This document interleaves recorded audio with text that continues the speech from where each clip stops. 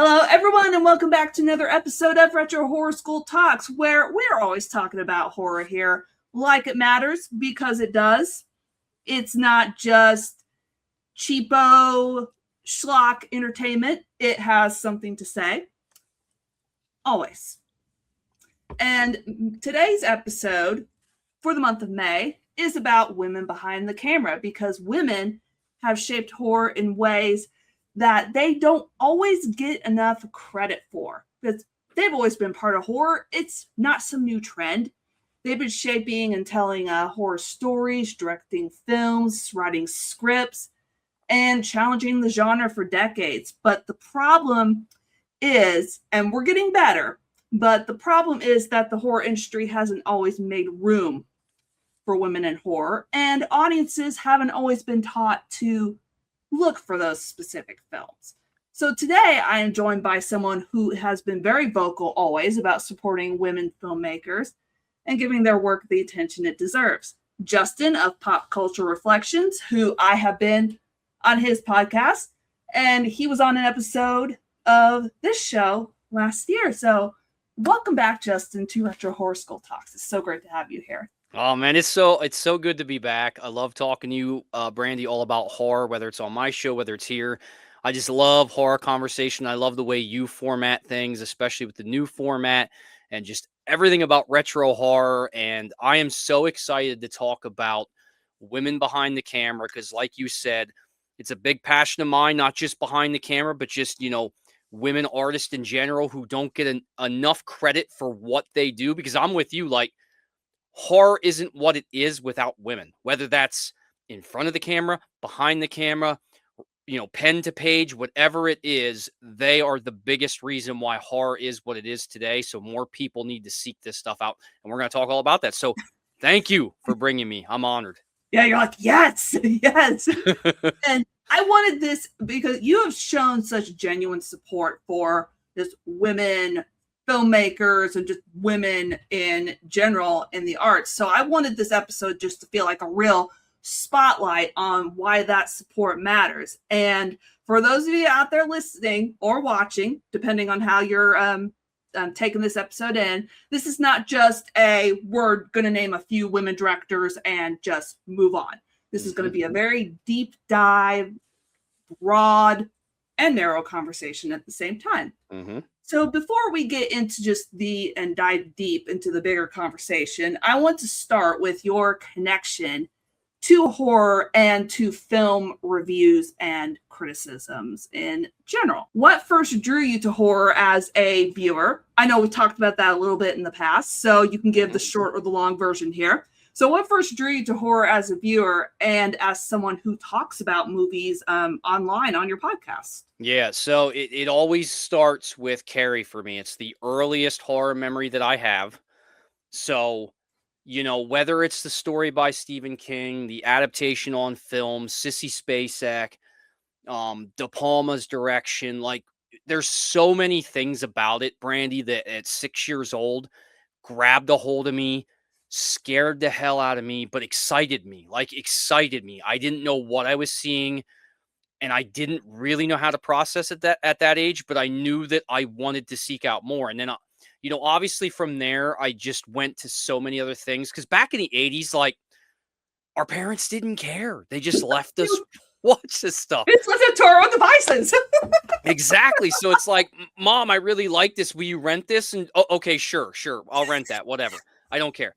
So it's like, Carrie opened the door for me to A Nightmare on Elm Street and Friday the 13th and Christine and just Jaws and like all these horror films. So, in addition to some action movies of the time and some pro wrestling, like I talk about on my show, like that was all part of the process, but it was horror that always like hooked me the most. It was the thing that got me the most excited, the thing that challenged me the most, the thing that when I went to the video store, I looked at those boxes and those covers were incredible. So it was like, I want that, Mom. Can we please, rent that? I want to know what this movie's all about. So yeah, kind of in a nutshell, it was, it was the feelings I got when I saw Carrie for that first time and how it scared me and excited me at the same time and made me want to seek out more of that type of feeling and experience sitting in front of a TV watching this movie.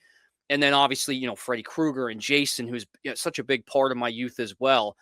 It was all those things. And then I've said it before how like the whole pop culture of it all, especially when you look at like Freddy Krueger and Jason Voorhees and how they almost became like pop culture icons later in the decade in the 80s, almost became like rock stars in some ways. Yep. It was all of that that was like the early genesis of me becoming a film lover, a film reviewer, and most importantly, somebody who wanted to basically start a podcast and talk about all those things that I had this passion for and all those things that shaped me into the human I am. So it's really, like I said, the long and short of it is it started with Carrie and then just all things horror, especially like late 70s, 80s horror. That was it for me because there was all that pop culture stuff that was like built into it as well. And what was the first horror film, if you can remember, that just made it click for you that, oh, horror is a genre that has something to say? I would probably say Dream Warriors in the Nightmare on Elm Street franchise. I don't know why. Oh. I think it was because that was the one that incorporated a lot of like, rock music and one-liners and over the top characters that made me realize that horror can be more than just scares. Horror can be more than just kills. It can be other things too. And I think that's really what hooked me. Along with like later parts of the Friday the 13th series, like I've always pointed to Jason Takes Manhattan, just because of the meta side of things and the humor that's involved in that as well. And then just like the grimy New York City look. And I know some of it's Vancouver, but that's besides the point. The idea of it is just all this pop culture thing where it's like, yes, there's a message behind it. And yes, there's a story. And the best part about horror is the final girls, for example, and the bravery and the courage and the resourcefulness that they all incorporate as well. Because I'll even real quick point to a movie like the original Alien. It was Ripley. It was probably the first, for lack of a better term, survivor or final girl that really made me think, oh my God, powerful female characters matter. And then I start looking at all the other horror films and I'm like, okay, this is a common denominator. They all have these strong, powerful female leads and protagonists for us to, gravitate towards and root for and get behind. And I was like, this is really cool. And I'll talk a little bit about my personal, background when it comes to, powerful women who are kind of on their own and have to figure out how to survive, because there's a personal thing there for me as well from my upbringing. But that's what horror kind of became to me. And I'm like, okay, this is what it's about. It's more than just all these other things that we're seeing on the screen. I love hearing people talk about this, what the horror genre means to them or how it drew them in. Real quickly, my personal story is just really because I was bullied, like really had like a lot in school. And when you feel like the outsider, you tend to gravitate towards the entertainment that's also considered the outsider or the redheaded stepchild. And that's what horror, how it's considered for a very, very long time now. In the 2020s, is it kind of had this almost renaissance and absolutely exploded. And you see more and more horror fans coming out, and it's absolutely great. But yeah, that's how I originally just gravitated to horror. So very just similar things and just very strong, powerful female characters as well. Just reminds me of my mom. It's exactly the same with me. Like growing up, and I'm still kind of a smaller guy, and in school I was like always like the smallest kid in the class. No matter what level of school it was in, I was always one of the smallest guys and very quiet, a little backwards, into horror. Like you described, it wasn't cool to be into horror at that time. So to be into that type of stuff, you're again kind of outcasted. So I also got bullied. I know what that's like. It's hard. And like I'm with you, Brandy, we get to almost escape from that in horror and kind of feel for some of, like, even in some cases, like I take Jason Voorhees. The reason why he's my favorite character in all of movies is because he was also bullied and neglected, and in a lot of ways he was the victim first. So I could relate to that. It's not doesn't mean I want to go out and kill people, okay? But what I'm I saying hope is not.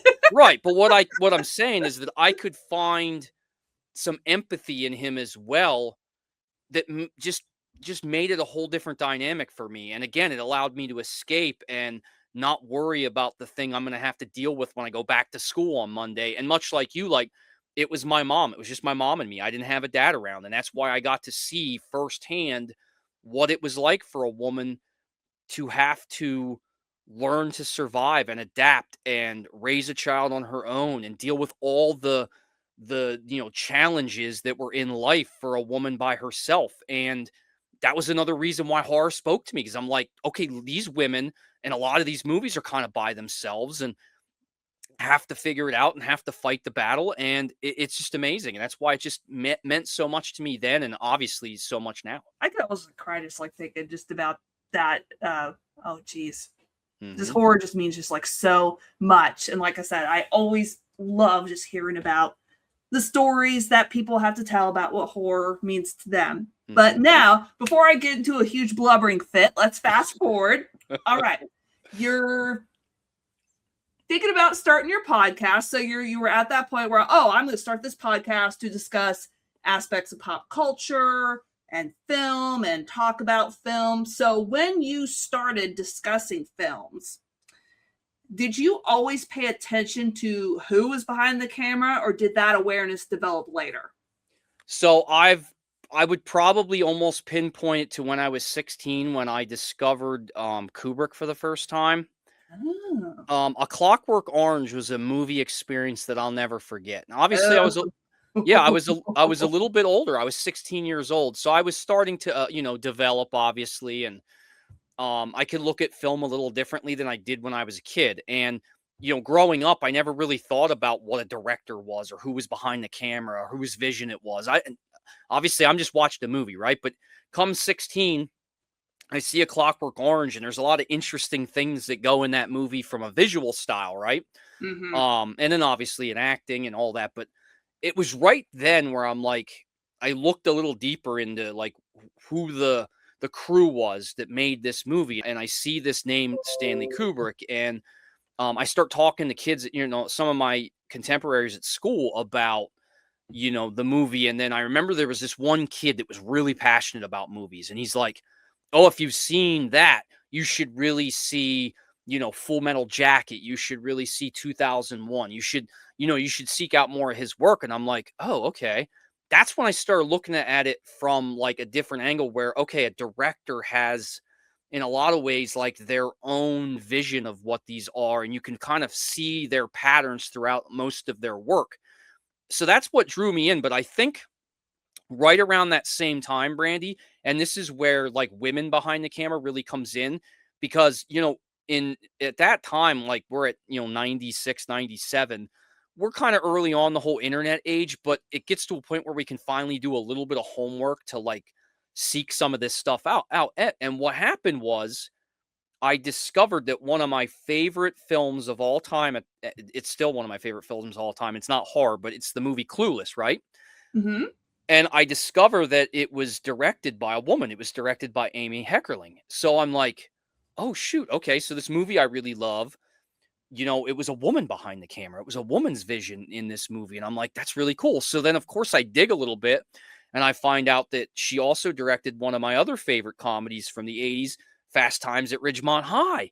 Oh. So it kind of opened my eyes a bit. And I'm like, because when you look at it, Brandy, right? When you look at movies from that era, a lot of them are male directors, Yeah. just all these male directors. And then to find out that there's these movies that I really love that were directed by a woman, it opened my eyes. And then I realized how important it was for me to really figure out whose vision these movies were, who was behind the camera, who directed the actors, all that stuff. It's because of this experience of learning that some of my favorite movies were directed by a woman. That's when it became really important to me to highlight women directors, and not only women directors, but women writers and actors and pretty much every artist because I realized that the talents are either being ignored or they're being buried or simply not talked about for whatever reason.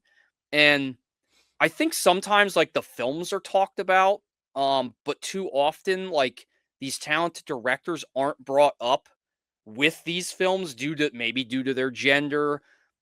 And I have a real problem with that. It's like, why is it that nobody's talking about these directors? They're maybe giving credit to the movies, but they're not talking about the directors behind it. And I started questioning it. Is it because it's a woman director? And that's really like where it started for me. And then if you think about it too, a man is going to bring different experiences whenever he's behind the camera. He's going to bring his experiences and his vision, and it's going to differ from a woman behind the camera. She's going to have different experiences, and she's going to have her vision, and that vision may be better suited to the material that's being directed. So obviously, you're very passionate about your support for women filmmakers and women in the arts. And you've talked a little bit about why that has been important to you, because of, you talked about your mom and how you were able to connect through horror in that way. Why else is women in film important to you? So I think for me, like I believe deep in my core in equal rights and opportunities, but I think more importantly, I feel like it's important for myself and really all men to speak up more and being a voice for women in the workforce, no matter what the profession is, right? Right. And that importance to me of the balance and women being given their rightful opportunities to succeed. And as we know, if we just like look at filmmaking for right now, just horror, because that's the topic, right? They have so much to say in horror. And we know that because we know how important female characters are in these stories. So it's just natural that we should have more women behind the camera directing these actors for these characters and, bringing a different perspective to it than what a man can. And yeah, like you said, I was raised by a single mother. My dad wasn't around, so I had gotten that firsthand experience of the resourcefulness, the hard work, the commitment, the dedication, the determination of a woman. I seen the struggle, but I also seen how strong she could be on her own. So for all those reasons, like I said, regardless of what the profession is, regardless of what the scenario is, I support women artists of all kind, women professionals, and most of my favorite, like even my favorite musicians, I've said so many times, are female as well. Like I love female led bands, and it's just again, like you said, there's a different perspective, there's a different sensibility to what a woman can bring to the screen that we need so much more of. And again, I hope that makes sense, but that's pretty much why it matters to me. Oh yeah, absolutely. It makes perfect sense. And I'm not a woman filmmaker, obviously, but I'd love to talk about horror and just even I've even seen some of the experience just myself firsthand. A little aside here. It was my video whenever I talked about John Carpenter's Apocalypse trilogy. And there were so many just people that were just like, what the are you talking about? You don't know anything. You're stupid. And it's just like, I'm just someone who wants to talk about horror and just Mhm. analyze it just from my perspective, my experiences. What the hell? What the hell are you doing? Right. It's just like, so I just got, dogpiled on. And that's unfortunately, that's just all too common an experience for women in any aspect of the horror industry. When people talk about horror, women and women directors are often treated like a separate category instead of part of the main conversation. In your opinion, why do you think that is, or why do you think that happens? Yeah, that I think this one's kind of hard to definitively answer, obviously, Sure. as there's many variables. I Yeah. think I think to me, I think it kind of depends on the intentions of the viewer or the critic or the writer, whoever's talking about it. I think it depends on their intentions. And maybe even perhaps a level of ignorance in some situations. Mhm. So too often I feel like some people, they do that to diminish the women in this field, as if in their minds women are inferior, so they can't, they, God forbid, they position them alongside their male counterparts, right? Yeah. So and that's the thing that's so frustrating. Like, it's bad enough that the industry as a whole gives women less opportunities, but then for audiences or critics or whatever it is, to for them to make light of the abilities and the talent simply because of their gender is petty, it's misguided, it's unjust. And I just don't, I honestly, I can't understand it. Like I said, and that's why I think this is probably the hardest one to answer, because Mhm. it really depends on the individual, and it depends on their intentions of exactly why they're doing that. But I think too often it's just this level of control, because a lot of those voices that we're hearing that from are men, and they're trying to maintain that power, you know, in that field, I guess. It's a question that has like a lot of different like directions that you could go in. Like you said, a lot of different variables. But I think that horror especially loses a lot whenever women filmmakers are left out of the conversation. Because like you mentioned, I like when a horror film does well and it is directed by a woman, like I I see the film like you, I see the film talked about more than the person or the Right. woman who directed it. Hmm. It really just it gets my goat. It's Yep. good. Yeah. And women directed horror, it just has so much to say. It deals with themes of just like the body, themes of survival, domestic spaces, motherhood and girlhood, violence and control. So, Hmm. do any specific themes stand out to you whenever you're watching woman directed horror?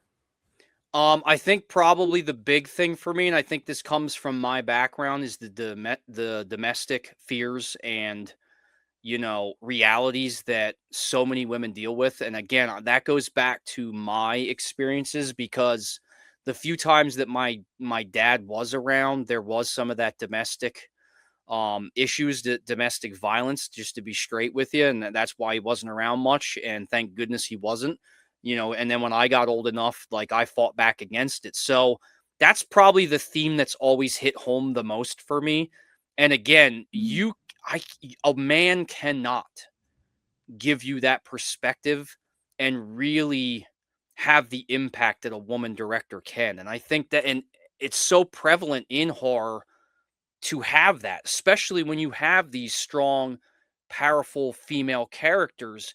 There's always going to be a level of domestic violence that's going to be incorporated into these stories, and I feel like a woman behind the camera brings so much life experience that you'll never get from a male counterpart. Is there a movie in particular that dealt with that theme that was directed by a woman that kind of hits hard for you when it comes to that theme? Honestly, I don't know that I would say it's domestic per se, but I probably think about, there's a movie, and I was actually probably have it to talk about a little bit later too, but the movie Revenge, um, Oh yeah, by Coralie Forgeau. Forgeau, I think is I'm probably butchering her name. I'm not great with French names, but yeah. Forgive us, uh, Carla. but you get some of the, you get some sexual assault. It's handled in a tasteful way, if there even is such a thing, Mm.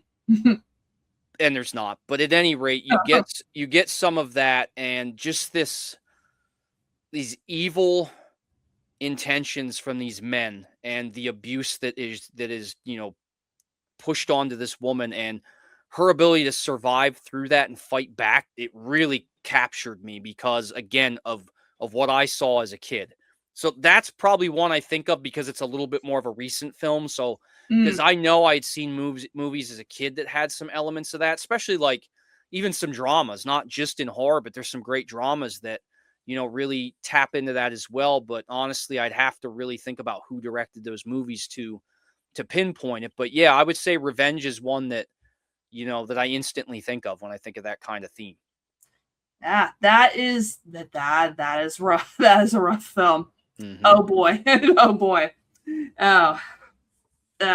I can't really think of one off the top of my head that deals with that kind of theme as well. When geez.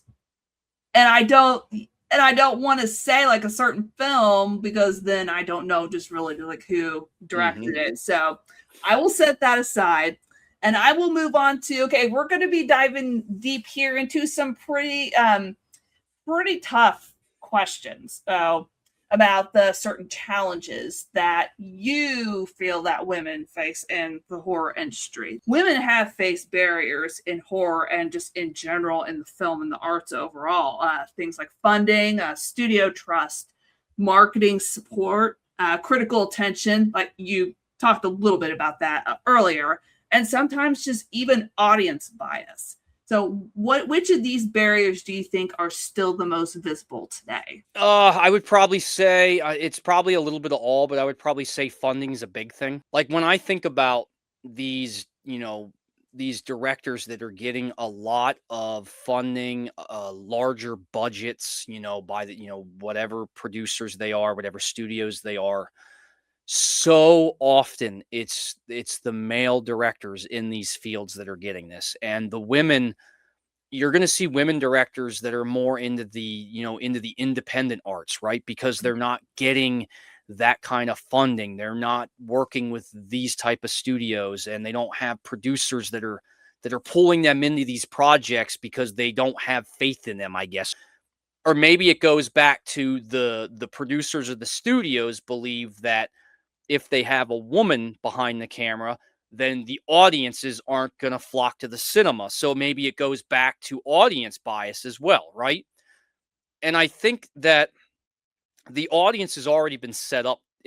Everyone's been set up to fail because when a woman's behind the camera, all of a sudden, the movies aren't getting the marketing that the other movies get that are directed by their male counterparts. So once again, you just go in through this vicious cycle where a woman doesn't have the opportunities to succeed because they're taking their legs out from under them before they even get started. So yeah, I think it's probably a little bit of all those things that are kind of all tied in together, and it has to do from Jump Street with the fact that these studios and producers are not putting their faith in the women behind the camera.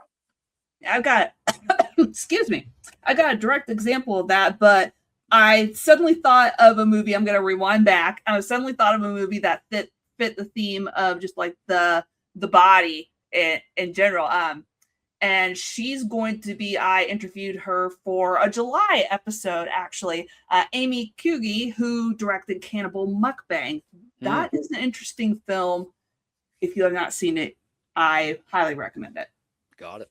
No.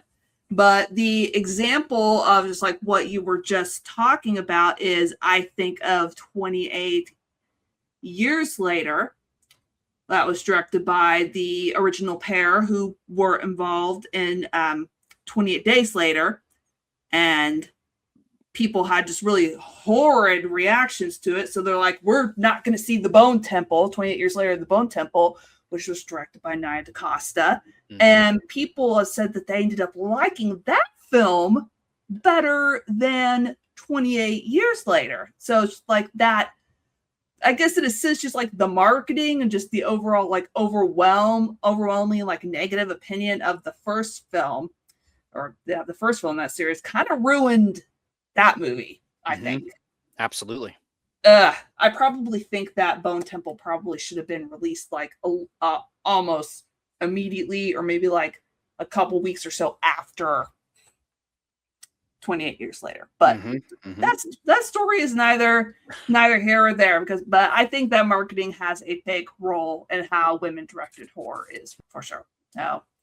Now, also one thing I notice is that women filmmakers often they get held to a different standard.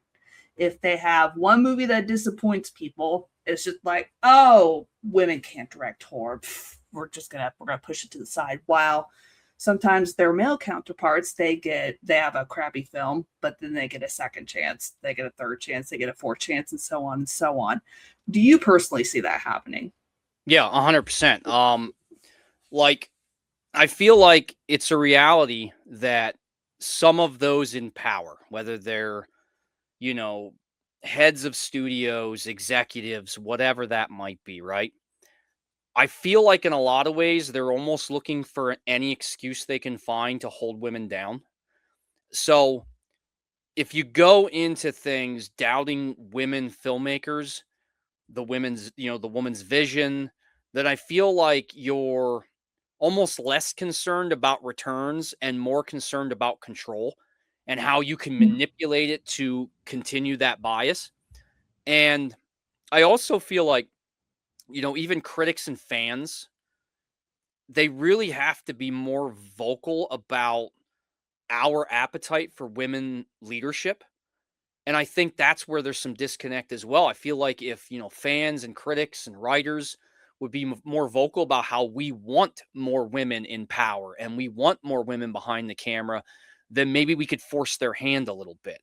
I think it's important to advocate through, positive reinforcement. And I know that's tricky because obviously some of these executives, probably going back to what I first said, they're not going to pay attention much to that. Because again, I don't even know if they care so much about the returns. I mean, obviously that's a big part of it. But if they're already looking for reasons to hold somebody down, it's probably not going to matter. They'll find some excuse to do so. Yeah. I don't know what it will take other than just like grabbing people, shaking them and going, listen to us. So when it comes to women directors, just in particular, I don't like saying that they all have one shared style because that's not fair to say. They obviously don't. But we talked a little bit about how different lived experiences can shape a vision and what a filmmaker notices. It's like, how do you think that you talk about that without flattening women filmmakers into one just category? I mean, I think it's fair to discuss, the themes and how a female perspective shapes the tone, like we talked about earlier. But Yeah. I feel like it's best to kind of focus on the technical skills and accomplishments that, best showcases the individual behind the work, if that makes sense. Yeah. And I feel like you can acknowledge what a woman brings to the table while still like focusing on the finished product, much like we would do with so many movies that are directed by men. Right. Again, going back to how so often we talk about the movie, but then we also talk about the man behind the camera, where there's that disconnect where we talk about a great movie that was directed by a female, but for some reason, so many people just focus on the work and not enough about the female behind the camera. So I think we need to find a way to like balance that where we can focus on the work, the finished product, and how exceptional it is, just like a movie like The Thing from John Carpenter, right? Mhm. And I only bring up that example because it's, a movie that's beloved by so many of us in the horror community. And we all love John Carpenter. He is a brilliant filmmaker.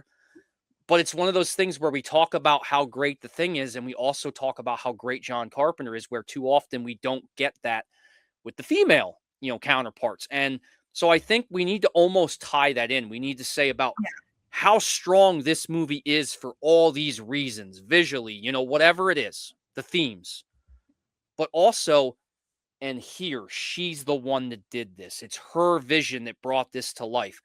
And I think that's what we need to do. We need to incorporate the conversation around the finished product and the woman behind the camera who made it happen. And we just need to balance it better when we do that. Yeah, I think that's actually just a very practical thing that a lot more of us can do, whether we're talking about films, whether we're writing and reviewing films. Just like it's a very, very easy thing to do. Just like it takes all of just 2 seconds. I'm over exaggerating here, but it takes all 2 seconds to just mention like this film was good, and then she also directed it. So I also like to think about just, you mentioned John Carpenter's The Thing, a very misunderstood film, but I think of a film like Jennifer's Body and Karen Kusama.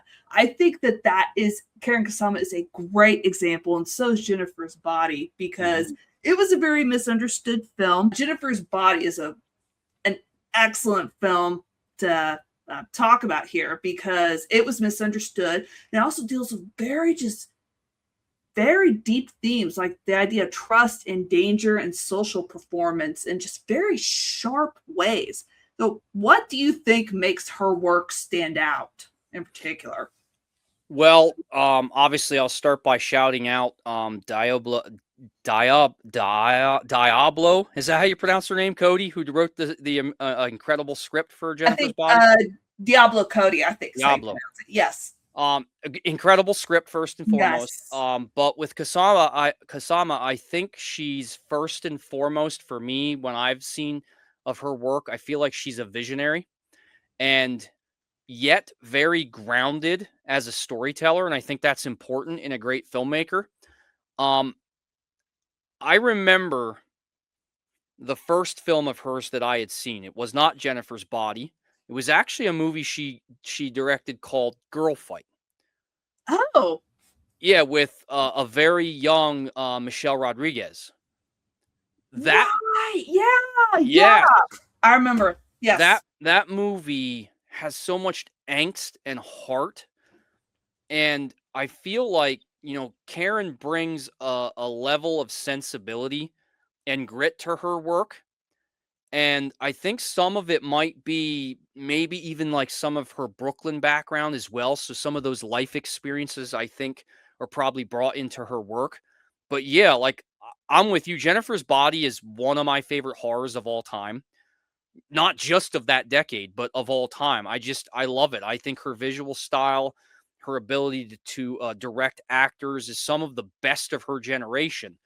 And with that movie and the themes like you had brought up, she just has this ability to make like a movie like that that seems very, I don't even know what the word would be, but like it's very of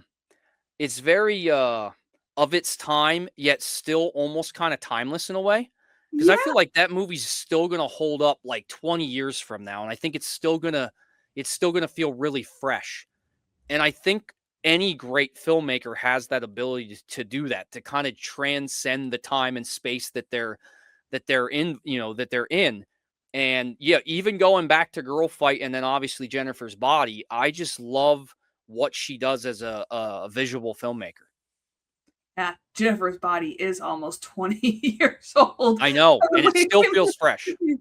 Yeah. It could come out now and I would still go see it. It's just that, like you said, it's both of its time and timeless at the same time. Exactly. Yeah, like, and so speaking of like those kinds of films, those misunderstood films, or even just those films that you think that more people need to watch, toss out a few women directed horror films that you either think were misunderstood or that you think more people need to watch, or both, that they're misunderstood and people need to watch them. Well, I mean, some of the ones that you and I have kind of talked about a little bit already, or we might have brought up already, but I've always felt that way about American Psycho. I feel like a lot of people have seen the film, but I think a lot of people misunderstand the film. Yeah. You know what I mean? Or they put a lot of emphasis on the music and Christian Bale's incredible performance, which I love Christian Bale. I'm a big Christian Bale fan. I think his performance is outstanding, but the movie's more than just that. So I think that leans into the misunderstood status of that movie. But I also think for me, probably the number one, like I point to it as not only misunderstood, but probably in a lot of ways like underseen, underappreciated, and that's Near Dark. I just, if I can for just a second, like let's start with American Psycho, right? You and I did American Psycho on my show, which thank you so much for coming on and doing that episode with me. It was so much fun. And but I feel like the ambiguous ending, and then the courage to tell the story with confidence and courage, I think a lot of it challenges some audiences because they're not being spoon-fed things, and some people can't handle that. And I feel like that's happened like too often with Mary Harron, with her unique voice and interesting choices in cinema. Because I also think of a movie she directed called I Shot Andy Warhol. She also did the movie The Notorious Betty Page. Yes, yes. Yeah, and like those are two movies that are also very misunderstood.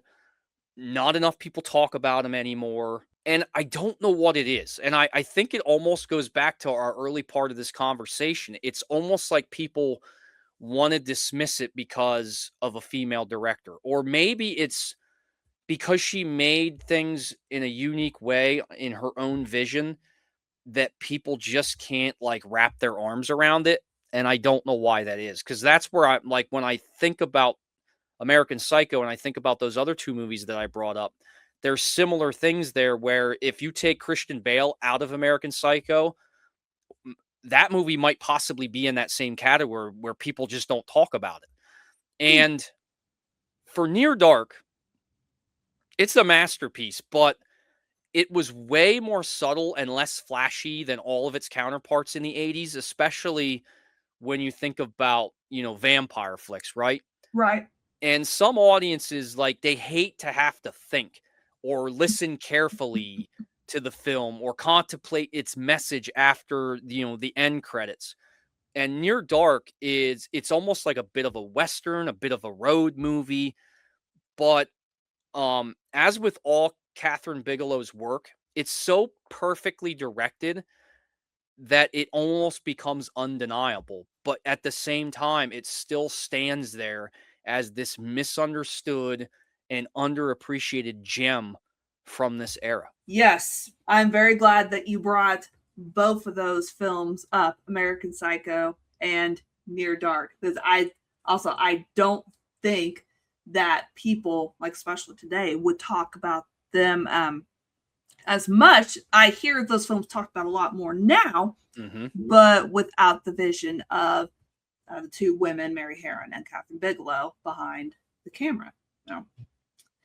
And speaking of, we're going to be talking about those two films again, and then two others, and something that we're doing called the Visual Spotlight section. So the goal of this section here, or this part of the show, is it's just a reminder that women-directed horror, it's not just one tone, one subgenre, one message, or one visual style. It's just totally like different from film to film. So the first film that I want to bring up is a little one called Pet Sematary, which came out in 1989 and directed by Mary Lambert.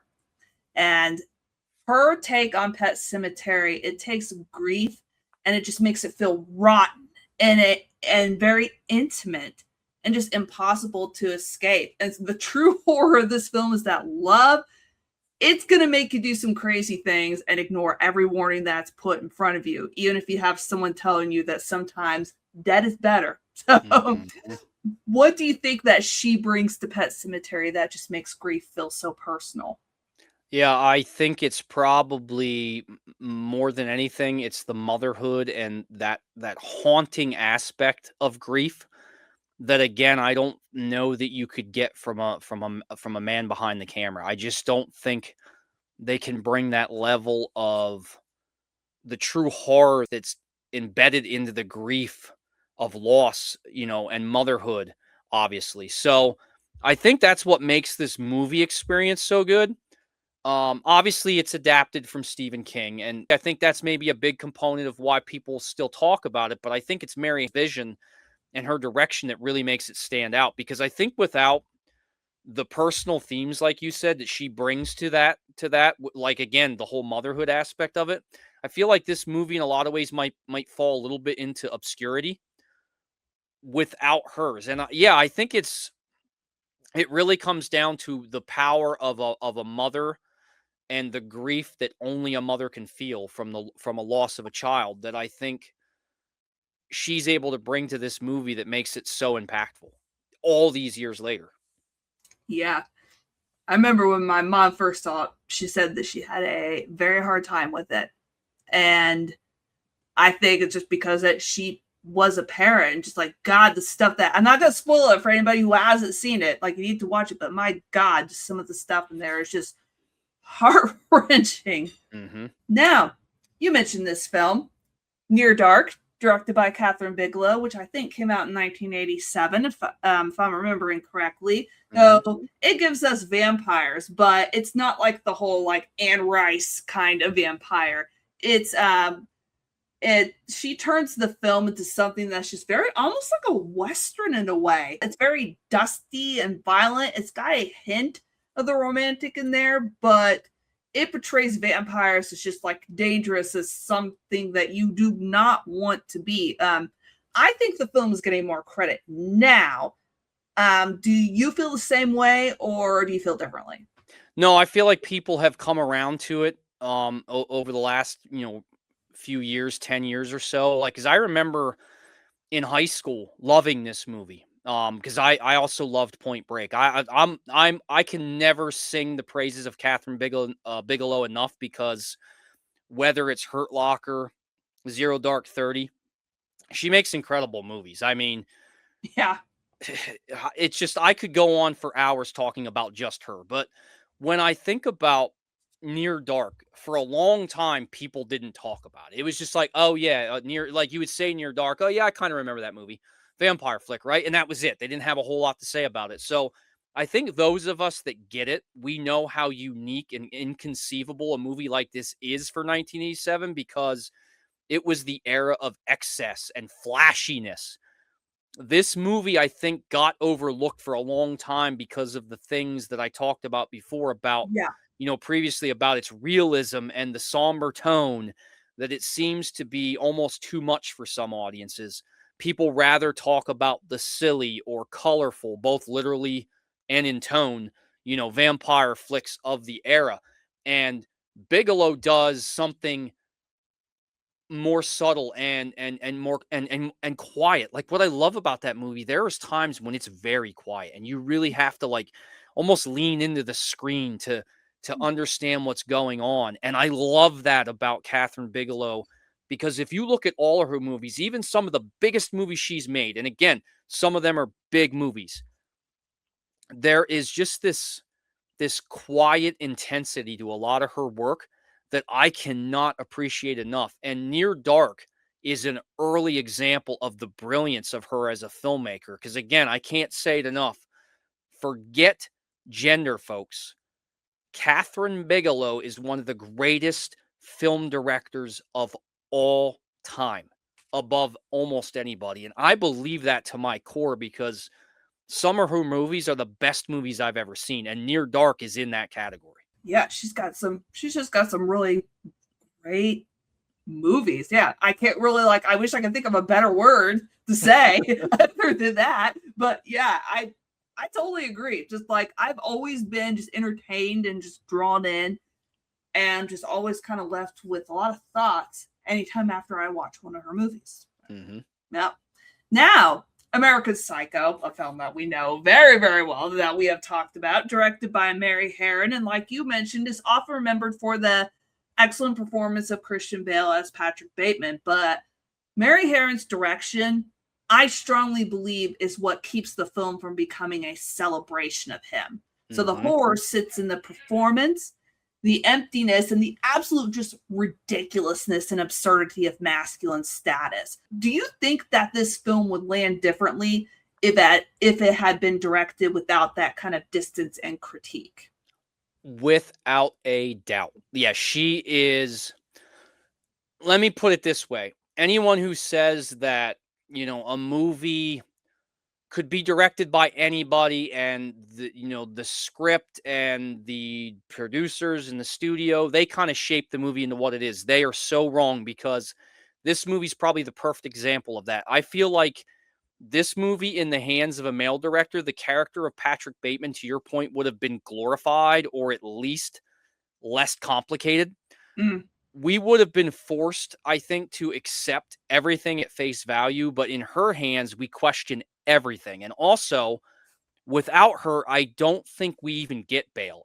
And this awe-inspiring performance, I know he's even gone on record and given Mary all the flowers in the world for her direction. I think he's even stated she's one of the best directors he's ever worked for. And that says a lot because obviously a director is not only what we see on screen, but what they do to inspire their actors to give the performances. And she's a master at that. And I think although Christian Bale is an outstanding generational talent who can do so many great things, I think the fact that he even acknowledges what she was as a director proves how good she is at directing actors. And again, yes, this movie in someone else's hands is not what this movie is today, and how, like you said, how complicated it is, and it's not celebrated. This is a true horror film, and in her hands, we get all those interesting elements that make it such a great movie. And it's going to be, I don't know, last I heard that movie is going to be remade. Oh, and I don't know how they're going to do it. And it's going to be, I don't remember the director's name, but correct me if I'm wrong, just anybody who's listening to this, but I think the director who's going to remake it, he also directed Call Me By Your Name, which I haven't seen that film and I can't just like speak to it, but I don't know how they're going to remake American Psycho and have it hit as hard as Mary Harron's version is. I'm admittedly biased. I feel like it's going to pale in comparison to the original, and not just like because we're going to stand here and say nothing's like the original. That's not what we're saying.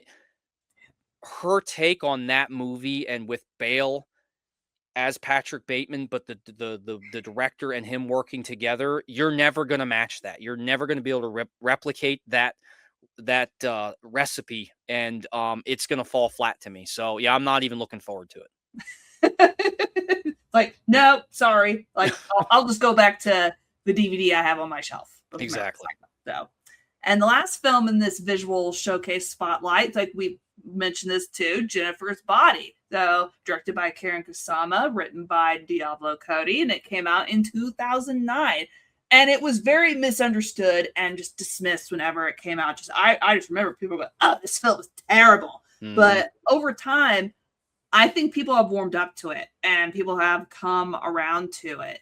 And they just recognize all the themes in there of anger and grief and exploitation and friendship. And so some films are just way ahead of their time. And I think that's one of them. Why do you think that audiences today are more ready for a film like Jennifer's Body than they were back in 2009?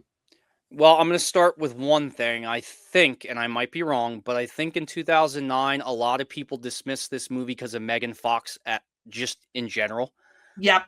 I think we know around that time, obviously, she was doing probably the Transformer movies, and people didn't take her serious as an actress. And then you drop her in horror, and I think the horror community at that time was just like, no, thank you. Megan Fox is trash, this movie, whatever, right? But I think there's also a bigger picture thing. Like, I feel like the paradigm has shifted since then, and a larger portion of the audience are paying attention to the themes in this movie than what they were in 2009. And I think that audiences are kind of opening their arms to this type of storytelling more now than they were then. And I think in 2009, many people, in addition to the Megan Fox factor, I think like they dismissed this film for being like, I don't know, like gothy and angsty and maybe even perhaps forward thinking at that time, and people weren't ready for that. So I think we've obviously, well, I know we've evolved as a society, and I think that's a key component as well. But you have to bring up the Megan Fox thing, because I think a lot of it first, at least a lot of the people who didn't even see the movie, I think that was their first and original gut reaction was Megan Fox. Nope, not going to do it. But I think it's all those other things that we've done and evolved as a society that's kind of helped bring people around to this movie. Yep. A good portion of people, I would say, have evolved as a society. Yes, not everybody. Just leave it at that. No. But trust me, those people who haven't are probably not watching Jennifer's Body. True. They're not watching a film like Jennifer's Body. You're absolutely right. Mm-hmm. So, and I'm glad that I included this part just like in the show, because it just helps you see that these 4 films that that we talked about, like they're all directed by, in this section, they're all directed by women, but they don't all look or feel the same. And that's the entire point. It's the entire point. It's just like, instead of being like, oh, this film's directed by a woman, be like, oh, this film is directed by a woman, and what vision or themes did she bring to this? Mm-hmm.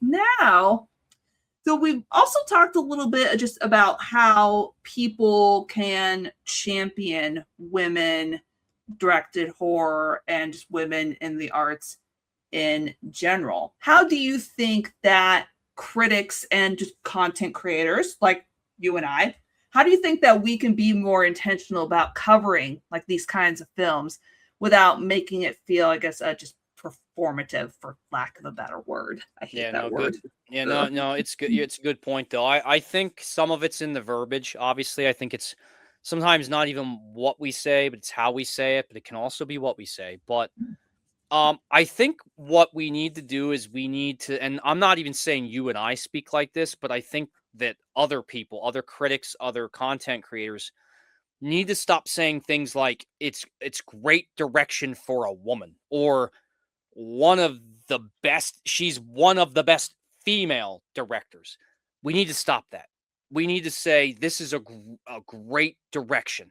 This movie is really strongly directed, or she is one of the best directors, right? Not the one of the best female directors. It's like when I'm going to use this as an analogy, and I know it's got nothing to do with sports when it comes to movies, but Okay. I think of Serena Williams. I'm a big tennis fan, right? Serena Williams is one of the greatest tennis players, period. But so often people say Serena Williams is one of the greatest female tennis players of all time. No, she's not. She's one of the greatest tennis players, period. Male or female, it doesn't matter. She's one of the best. So stop saying she's one of the best female, because then it boxes her into that. She's great, but she's only great in the category of female. She's not as great as the male counterparts. And that's what it sounds like when you say that. So I feel like people need to stop doing that with female directors or female writers or whatever it might be, right?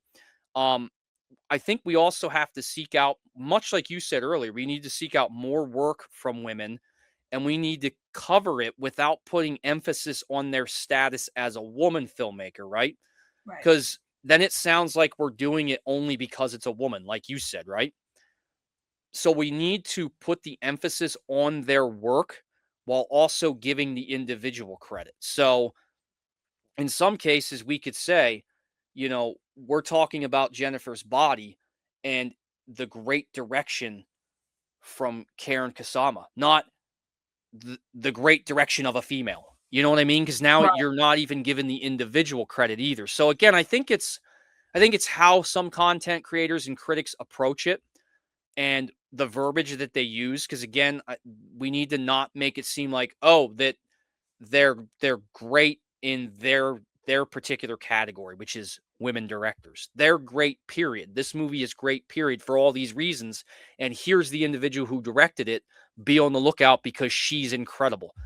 So again, I think it's how we talk about it. And then us, us content creators, we need to be more direct in what we're looking for, what we're highlighting.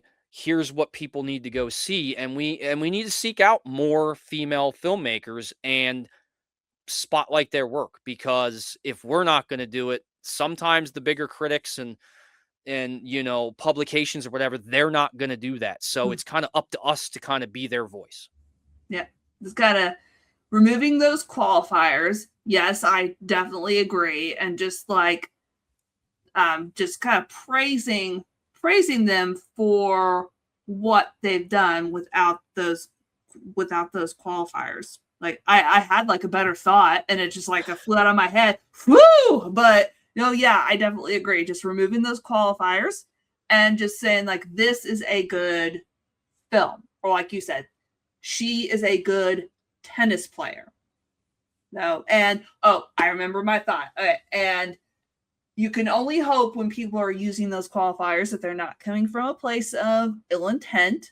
Like whenever I've kind of seen it just like both ways. Like they have good intentions, and then sometimes people have really bad intentions. But I think just getting rid of those qualifiers will, I would hope, like idealistically, would solve like 100% like of those issues. So, all right, now when it comes to horror today, so I talk a lot about older horror, so let's kind of fast forward just a little bit to horror today. So, are there any particular current women filmmakers in horror or even just horror adjacent spaces that you're especially excited about? Yeah. I'm gonna start with my first one, which is her name is Ugla Hawkstadter. She's directed some television mostly, including 2 episodes of Alien Earth, which was a series I really enjoyed. Her visual style is incredible. I am very excited to see more from her. I can't wait until, she gets into filmmaking. Hopefully that happens soon, whether it's, starting with some short films, and then hopefully she's given the opportunity to do a full length film soon. Obviously, she was given a bit of an opportunity to direct episodes in a pretty big series, considering it's a Disney property. So that was exciting for her. But yeah, her 2 episodes of Alien Earth were actually 2 of my favorite episodes because her visual style was incredible. Another director that I am just enamored with, I already brought her up earlier, Coralie Farja. Again, I think she's one of the best directors out there today between movies like The Substance and her first film, Revenge. Again, you want to talk about somebody that has a voice in cinema and a visual style like just about nobody else. I am really excited for what she has coming next because, again, The Substance was incredible. Uh, Yes, it was. it was a movie that, yes, we could see a lot of the influences that she had from the likes of Cronenberg and even Kubrick to a degree from a visual style, but she has her own thing and she's standing out, against her peers and what she has to offer from a visual standpoint. So I'm really excited for her as well.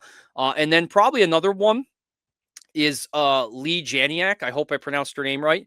She was the director of the Netflix Fear Street series.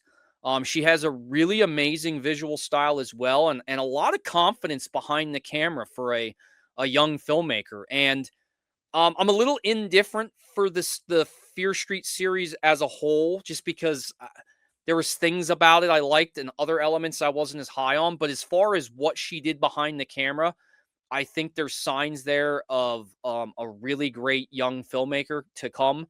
So I'm really excited to see what she has, in the future, has coming up in the future. Yeah, we've talked about just like a lot of different films that people can go check out if they're like, oh well, I want to watch more women directed horror. I want to make it a point to do that, and I don't know where to look. I think that we've mentioned a lot of films that just makes this really good starter list that they can go out to different streaming services, hunt those movies down, check them out. Now we're getting into the fun segment that I do at the end of every show, and it's different, like for everybody, just depending on the guest. And you're going to be in the director's chair just like for a second, like hypothetically. What I'm going to do is I'm going to give you a few horror scenarios.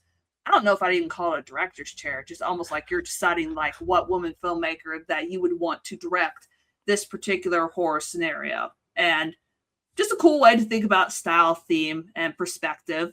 Now, so here are the scenarios. Are you ready? Mm-hmm. Scenario number 1 is a haunted house movie where the ghost may actually be protecting the main character. Who would you want behind the camera? When you sent me this list, I had a lot of fun with this, and I kind of went back and forth on who I think I would like to see, behind the camera of these movies. So what I started to do was I started playing different scenarios in my head of what I wanted this movie to kind of look like, and then who I think would be a great director to put together that kind of movie, right? So for this first one, I decided that I would go with Rachel Talalay. Um, I would love for this scenario uh, to have like almost like a fun and almost comedic twist to it on the ghost trope. Oh, And Talalay brings the ability in spades with her work on Freddy's Dead, Ghost in the Machine, and especially the amazing Tank Girl. I think Talalay could give us like a really interesting ghost flick with a lot of fun. So yes, probably went a different way than most people would, but I'm not a big fan of Freddy's Dead. I think it's really fun what she did with it because she did something so vastly different than the rest of the franchise, which I've yeah. always appreciated with her. But I always look at Tank Girl. It's one of my favorite movies of the 90s. I love the way that movie is shot. I love the style. I love the music. So I think Talalay would bring a lot of great elements to this movie that could really make it stand out. Interesting choice. Now, here's the second scenario. It's a vampire movie, and it's about fame, beauty, and being consumed by public attention. Who do you want directing it? So I actually went with the Soska sisters. I think this movie needs a vibe, and it needs someone at the helm that's not afraid to get their hands dirty. And I know the Soska sisters can do that. I think this is the movie that could get a little raunchy and dirty and bloody, and the sisters could execute all that to perfection because they can do that. And when I looked at the scenario and I thought about them, I kind of got excited thinking about this movie when I started like visualizing it in my head, just the whole bloody aspect of it. And I think they would do a great job with that. Yeah, it's kind of like I think of it as kind of like the vibe of their film that they came out in 2012, American Mary. Exactly. So that kind of vibe. Okay. Yeah, and that was kind of like the inspiration for my thought process when I was seeing it visually because I love that movie and I love their vision behind it. Right. Third scenario. So we have a slasher, like our favorite subgenre here, a slasher. The final girl, though, she's not innocent or helpless, and maybe she's not too morally clean. Who would you pick to direct this slasher? Karen Kasama, I mean, how could you go wrong, right? I feel like this is kind of a story that she would just kill. It's like right in her wheelhouse. The complexity of this kind of character has to be handled with care, and she would make some very interesting choices and bring that all to life, and also make it very edgy. And she does that really well.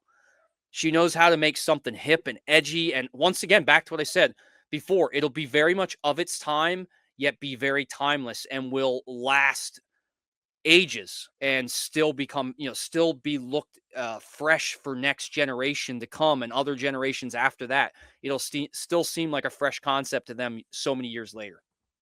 Good choice. Good choice. Fourth scenario. So I got a psychological horror film, and it's about a woman whose entire town insists that nothing is wrong, even though she's the one person that knows something terrible is happening. Who's going to direct this one? Mary Herron, without a doubt. I feel like you need experience with this type of story to soak it into relatability for the audience, and I think Mary Herron can do that. Plus, again, she has the sensibility and the life experience to make the most of this type of experience. And I also kind of think of like, Patrick Bateman's story arc is kind of similar in that way, where is like, is it in his head? What can we believe? And I think she would really bring a lot of those elements to this story as well, while making it a unique story. And I just think she would be the perfect director for this type of concept. Nice. I didn't even think about that. Jennifer Kent like immediately came to my mind when I thought of this scenario because directly just of the Babadook, which is just a story. I'm not going to spoil it because you haven't seen it, but it's just a story just full of dread and kind of like grief and those like psychological angles. And I think the psychological horror film could do good from that perspective too. But yeah, last scenario 5. So you have the gracious privilege of handing one major horror franchise to a woman filmmaker. What franchise is it? Which director? Why? This was a really fun one for me because there was a couple things I thought about. So first and foremost, I thought, yes, Brandy, let's please give a franchise to a woman director because damn it, not enough studios and producers give franchise to women directors, and it's about time they do. And then the second thing I thought was the franchise I've probably have had the most issues with is the Halloween franchise. And then I thought, what better director to hand a franchise to that I think could actually do some good things with this thing? Nobody else than Catherine Bigelow. I had so many issues again with the Halloween franchise outside of probably the first and third film.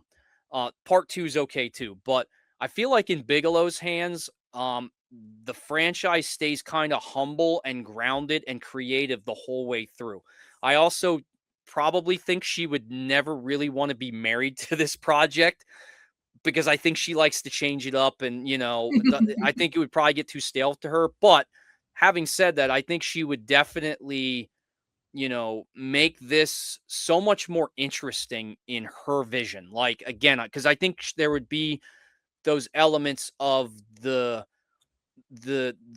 dustiness, like you said, and the grittiness and the grounded aspect of her movies, because there's a lot of realism soaked into her movies. And I think she would do that with Halloween. Yes, it's a slasher franchise. Yes, we love there to be a little bit of campiness or cheesiness, and obviously we need good kills in a slasher franchise. But I know she could do all that while still making it, more believable, more grounded. And I would just love to see, even if it's not Halloween, I would love to see what Catherine Bigelow would do with like a proper slasher franchise, because I think it would be unlike any that we had ever seen in cinema's history. Yeah, especially considering what she did with Near Dark. I think like that kind of, I know it's a vampire movie, but I think that kind of almost subtlety in a way would lend very well to like the Halloween franchise. Yeah. Now I just want to see them just like take on all those directors mentioned, take on all 5 of those scenarios. Hell yeah. Like sign me up. I'll shove it out there and we'll see what happens. But as they say, all good things must come to an end.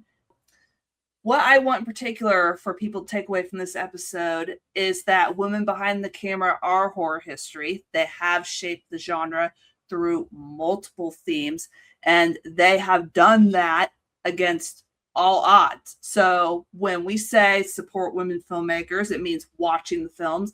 It means talking about the films, recommending them, seeing them on streaming and in theaters, sharing their work, and inviting them into any main conversation that you have, especially if you're a critic or a content creator. So, Justin, thank you once again for joining me on this episode of Retro Horror School Talks. This was such a great conversation.